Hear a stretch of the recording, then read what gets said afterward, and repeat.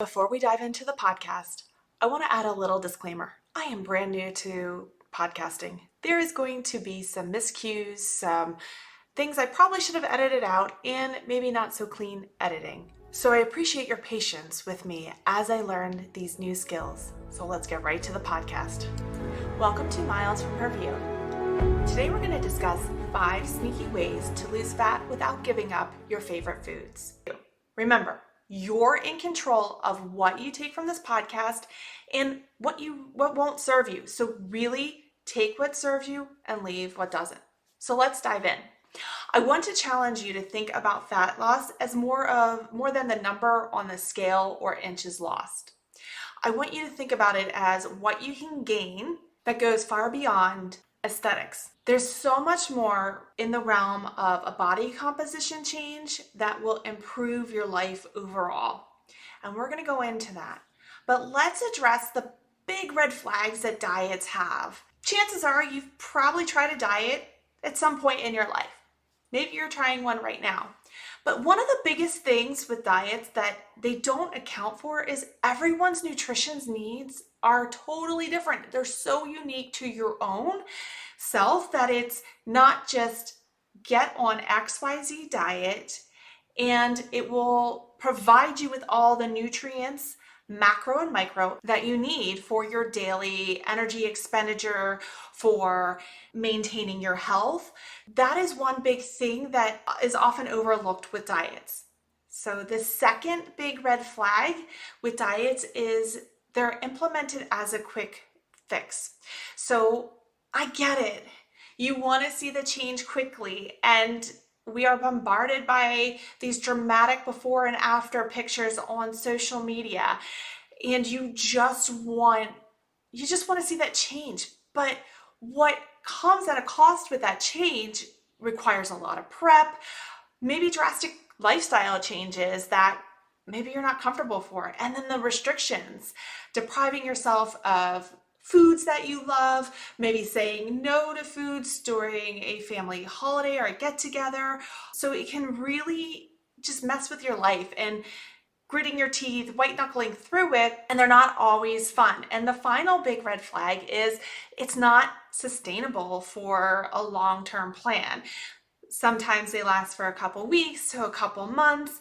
Something comes up and derails you, or it's just you're frustrated, it's too complicated, you're missing out on parts of your life that you want back, or foods you really do enjoy that you want to have part of your life, but with a specific diet, you're not allowed to have it. But aside from solely working on your nutrition to create that body composition change and the fat loss you want to see, these are some 5 strategies that can really help you throughout the whole process. So the first strategy, which is by far my favorite, is getting plenty of sleep. Sleep is incredible. This is where your body does so much to repair itself, to promote new muscle growth, to recover from workouts, recover from the day. Good quality sleep helps promote a healthy metabolism. And when you have a lack of sleep, it can cause you to hold on to fat. It can cause your metabolism not to function as well because your body isn't getting the rest and recovery that it needs. So quality sleep is about 6 to 8 hours. I will say it is based on the individual. You should really be trying to get in between that range of 6 to 8 hours of quality sleep. If you are a new parent or a new parent again with a baby or a young toddler whose sleep patterns are not guaranteed to allow for you to get those 6 to 8 hours of sleep, it is perfectly normal that your sleep will be interrupted, but don't worry, there's other strategies that can help you in this body composition change.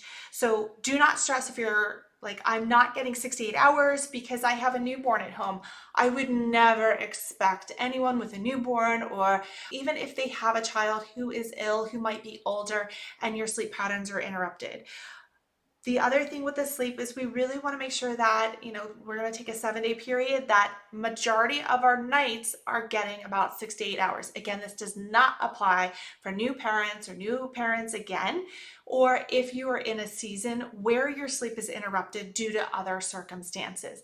Now, where this does apply is if your sleep is in your own control and everyone who you cohabitate with in your house is getting consistent sleep and sleeping through the night, but you need to have some self-discipline to get yourself to sleep, to put away the phone, to turn off the Wi-Fi, to get the phone out of the room so you're not waking up in the middle of the night and scrolling, or you're not continuously watching shows later than what you're at. You have that cold, hard stop time of, this is when I need to get ready for bed, preparing my body for bed so that you get that great quality sleep. And then on the other side in the morning is waking up at a consistent time. These things are going to allow for your body to promote quality sleep so that each night you're waking up pretty much as well rested as you can. The second one is drinking plenty of water. So being in the Northeast, it's starting to get warm. We've had a bit warmer temperatures than usual this week, and you're going to need to take in more fluid. Again, with all of these secrets and pretty much everything I'm going to share is we want to make sure it is consistent over a 7-day period or even further. That it's not, I drink a ton of water today, so therefore I don't need to drink as much tomorrow. We want to try and keep it as consistent as possible. The body is going to love that more. It's going to respond better when things are more consistent. So the recommended amount is 1 fluid ounce of water per body weight. Okay, before you're like, oh my goodness, that's so much water. How am I going to drink all of that water? I'll be spending my whole time in the bathroom. This is where we want to establish, where's your starting point? If you are starting at 6 ounces of water and you need over 100 ounces of water, well, don't drink the full ounces of water in one day. You're going to be spending all the time in the bathroom. Start to increase it about 6 to 8 ounces a day and move up from there. That will allow you to, or for your whole body to accommodate for that increase in fluid acquisition there. So when you're increasing that fluid, you're not immediately having to run to the bathroom and get rid of it, because the body's really efficient. If it doesn't need it to survive, it's just going to get rid of it. And when you drink too much water, you're going to be in the bathroom pretty quickly after, because it's flooding the system, and the kidneys are so great at just purging. Like, we don't need this, get it out of here, we're done. So the reason why this is beneficial is it helps increase your energy overall, it helps flush out toxins, and it also helps keep your bowels moving along. So you can take regular poops each day, but still have some backup, so we really want to help, drink plenty of water. It's going to help move your bowel system along so that you are having healthier bowel movements, you're cleaning things out, and your body's not holding on to things because it doesn't have the fluid it needs to function, with the bowel system. All right, so number 3 is protein. Right now, I feel like anywhere you look, you see someone touting off protein, protein, protein, protein. Protein is great, and then one of the reasons why it's really great, it's one of the only macronutrients that can't be stored in the body. Protein is what helps build muscle and maintains muscle. It helps the body repair. So the recommended guidelines is about 1 gram per pound of body weight. Now, if you are someone who is athletic, you are strength training, you are maybe an endurance athlete or a power sport athlete, or I also like to recommend, and based off the guidelines, women 35 and above, I also argue men 35 and above should get a little bit more than 1 gram per body weight. Now, before you're like, oh my goodness, how am I going to get that much protein in a day? I'm just going to be snacking on a big old turkey leg all day. No. Again, with the water, let's establish where you're at. If you're getting in 20 grams of protein a day, cool, let's bump that up to 30 grams. So we have to build these small increments up to get to where you need to go. It's not an overnight process. I really want to be clear, is when you see these numbers out there, they feel debilitating. You're like, how am I going to get this all in? This is going to take so much planning. Let's meet yourself where you're at. Let's become really aware. How much protein are you getting in?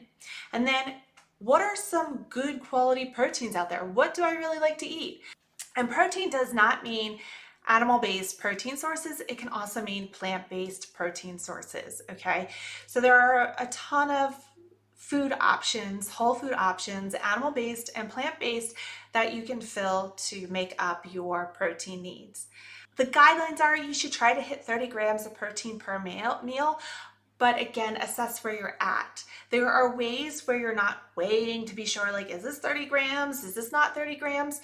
So feel free to message me. I can happily provide you with some tips without having to weigh your food and figure out all of that to overcomplicate it.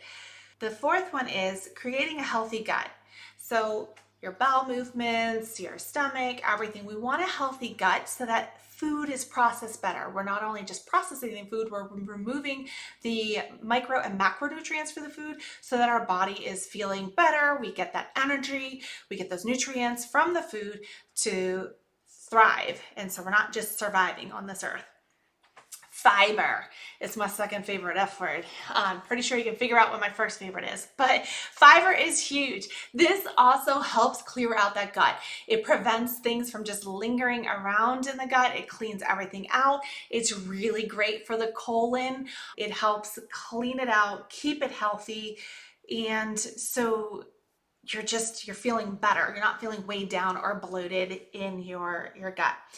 The other reason why you want a healthy gut is it helps your immune system. The healthier gut you have, the better immune system is going to function. Again, in the Northeast, we're heading into the summer months, so infections tend to be a little bit lower. Some of the theories behind this is people are more outside versus being inside in the winter. So yes, infections are going to start to go down, but think back in the winter season. Were there a lot of infections or not? So that is just something to kind of check your fiber intake. Fiber can be gained from whole foods, a lot of plant-based, and fruits and vegetables have brilliant amounts of fiber. Again, assess where you're at. If you jump up your fiber rates way too quickly, the body is going to be like, whoa, this is too much, and you're going to be on the toilet pretty quickly. So really assess where you're at with that. I will say for your protein needs, your fiber, as well as your hydration needs, to get a good understanding of where you're at, a tool I use every so often, this is just my own little anecdote here. I do like nutrition check-ins with myself. How am I doing? Because I get lulled in my everyday life and I just want to make sure I'm hitting my nutrient needs without stressing about it. So the tool I use, and there's a brilliant free version, is Chronometer. And what that does, it has a beautiful breakdown. You put in your foods. It has a very big library of foods. You pop it all in and you can see where you're at. Now, when you put in your foods, I really encourage you to not look at it as a way to judge yourself. And I'll do a future episode on food neutrality and why it's important. I really challenge you, and this is what I work with my clients when we are taking a little bit more of a deeper look at, hey, what we set ourselves up for better success, with the food we're eating, so we have better energy for our daily lives, our workouts, the body composition change that we're looking to get, is we look at our food and what we're eating in a whole 7-day period. More often it's 14-day to a month or 2 months, and we make small tweaks from there. And I stress with them, I'm not doing this to be like, well, don't eat this and don't eat that, because all foods can fit into a daily diet. And diet means whatever you put in your mouth in a 7-day period to provide nutrients for your body. Okay, diet has become a very red flag word of restricting yourself, but the base definition is the food that you put in your mouth to fuel your body to live your life. Okay, so utilizing this tool in a positive way. Do not use it if it is going to be triggering. I cannot stress this enough. There are other ways to look at it without utilizing a food diary or a food journal. There are so many other ways to do it, but this is one method that I do like for myself. Number 5 is adding in resistance training and HIIT/interval exercises to your routine. Resistance training is progressive strength training. This is where you are lifting at higher weights, a higher intensity, and lower reps. HIIT or intervals is a lower intensity, like lower weights, and a higher intensity of work output. So your duration might be 20 seconds and you're doing these movements a little bit more rapid fire. So there's that kind of swing is where the weight is lower, the output work capacity is higher, where on the other side is your weights are higher and your reps are lower. The breakdown really depends on your week. So if you are someone who's like, I can only work out 2 times a week, how am I going to get this all done? You know, the industry standard states this and the research standard states this. Oh my goodness, I'm overwhelmed. I'm not going to see any benefit, so therefore I'm not going to do it. You can do 1 progressive strength train a week and 1 interval a week. And then during the day, look at increasing a little bit movement throughout, okay? So that is one way to break it down. Again, it's based on your lifestyle. So I'm going to go over what research shows, and I don't want you to feel incapacitated if your lifestyle cannot accommodate this, because research is brilliant. It provides the backbone, but we need to adapt it to our lives to find success. And our seasons of our life changes, and we might be able to have the capacity to take on more, or we may have to shift things around. So research shows you need about 250 minutes per week, and you can break that down throughout. Okay, so we really want the strength training to be there. So that can be 2 to 3 resistant trainings where you're lifting at a higher weight, and 2 interval or HIIT style workouts per week. Most of my clients do at least a 30-minute session. 30 minutes is a brilliant amount of time. You can get a progressive strength training in during a 30-minute session. You can also get a really great interval or a HIIT workout in a 30-minute strength training. So those are ways you can do it. Again, look at your week. Be like, okay, I really can only fit XYZ in here and here. Perfect. Grow from there. Understanding your starting place is so valuable. It allows for you to meet yourself where you are and grow from there. Starting places sometimes are scary. It is really scary to be like, oh, I'm here and I have this far to go. It's all good. Set that little micro goal and take that step forward. So recapping from the top. So the first one is plenty of sleep. Assess how many hours of sleep you're getting now. You don't need any fancy devices or sleep apps or watches or whatnot. Just look at a time and really, if you old school it, pen and paper by your bedside. Okay, getting in bed at, XYZ time, waking up at this time. Cool. Start to get an understanding. Assess, how did you sleep? Do you feel rested when you woke up? Do you not feel rested? Do that internal discovery. Number 2, drink plenty of water. Recommended is 1 fluid ounce per body weight, or per pound of body weight, Know where you start from. If you start at the recommended and you are underneath that, you're going to wind up in the bathroom, and it's not going to be desirable to continue drinking that amount of fluid. So understand where you're at and go from there. Number 3, protein. The recommended is 1 gram per pound of body weight. Like I said, for women, and I argue for men over the age of 35, I would like to see, and the recommended is like little over 1 gram per body weight. Know where you're at. Don't become overwhelmed when you do the math that it's an absurd amount and it feels impossible. Know where you're starting from and then build from there. Creating that healthy gut. Understand that fiber, okay? And then the final one is add in that resistance training and HIIT. Look at your daily schedule and really plan backwards. Be like, in a manic time period where I can barely make it to the gym, what is the least you can do to then what is the most you can do, and find a happy medium from there. Now, I do want to recap if you are looking for an app to track your protein, your fluid, even your fiber, One that I use and is a very well done app is Chronometer. Again, please do not track food if it is going to cause more stress. It is a great tool to understand a starting place. However, it is a tool, and all foods can fit into a healthy lifestyle. And I really want to press that there is you can see a body composition change with a decrease in fat and an increase in muscle without restricting yourself to the point where you stop living your life. Thank you for joining me on today's episode from Milesfromherview. If there is a topic you would like me to cover, go down to the show notes and fill out the anonymous form, and I'll be happy to look into that topic.